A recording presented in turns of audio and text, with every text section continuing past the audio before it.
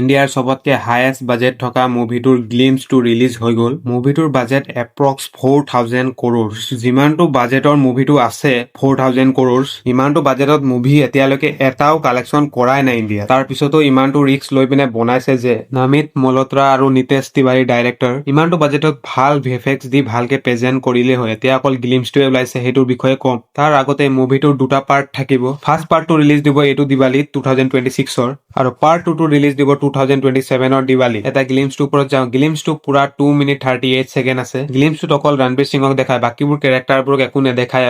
যোনবোৰ চিনবোৰ দেখায় সেইবোৰতো ব্লাৰ কৰি দিয়ে।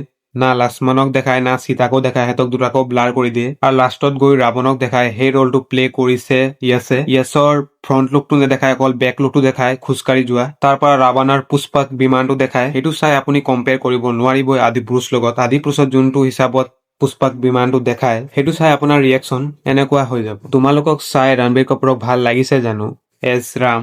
তোমালোকক ভাল লাগিছে নে নাই নাজানো, কিন্তু মোকতো ভাল লাগিছে। মুভিটোৰ ভিএফএক্সটো আৰু চিজিআইটো ভাল বুলি ক'ব পাৰে। আৰু কেইটামান চিন চাই আপোনাক ভালো লাগিব, আৰু কেইটামান চিন চাই অলপ এআই টাইপৰ লাগিব। হ'লেও একো নাই, এতিয়া এইটো এটা গ্লিমছে হয়। এতিয়াও মুভিটো ৰিলিজ হ'বলৈ দিন আছে বাৰু, সেইটো কাৰণে টেনশ্যন ল'ব নালাগে। পিছতকে গৈ এনেও মিষ্টেকবোৰ শুধৰাই ল'বই। অভাৰঅল ৰামায়ণৰ গ্লিমছটো চাই ভাল লাগিছে বাৰু। আৰু তাৰ ভিএফএক্সটো যদি মেচ কৰিবলৈ হয় বা কম্পেয়াৰ কৰো যদি, মোৰ হিচাপত এটাই মুভি আছে যোনটো ৰিলিজ হোৱা দিন হ'ল, সেইটো মুভি হ'ল প্ৰভাসৰ কালকি। সেই দুটা মেচ কৰিব পাৰি। আৰু এছ ৰাজামৌলিৰ মুভি এটাও আহিব, সেইটোৰো ভিএফএক্সটো এনেকুৱাই আছে। আৰু আজি 2 এপ্ৰিল হয়, আৰু হনুমান জয়ন্তীও হয় আজি। তাৰ পৰা প্ৰডিউচাৰটোৰ বাৰ্থডেও হয়, নামিত মলহোত্ৰা। তেনেহলে হনুমানৰো কেইটামান ফটেজ ৰিলিজ কৰিব লাগিছিলে, তেতিয়া অলপ বেছি ভাল লাগিলেহেঁতেন। কিন্তু সেইটো কাৰণে এতিয়া ৱেইট কৰিব লাগিব। কিমান দিন এতিয়া ৱেইট কৰে ডাইৰেক্টৰটোৱে হনুমানক চাবলৈ কাৰণে। আৰু হনুমানৰ ৰোলটো কৰিব ছনী দেৱালে। গ্লিমছটো চাই আপোনাক কিমান ভাল লাগিলে সেইটো কমেন্টত জনাব। ভিডিঅ'টো ইয়াতে এণ্ড কৰিছো। লগ পাম নেক্সট এটা ভিডিঅ'ত। বাই, টেক কেয়াৰ।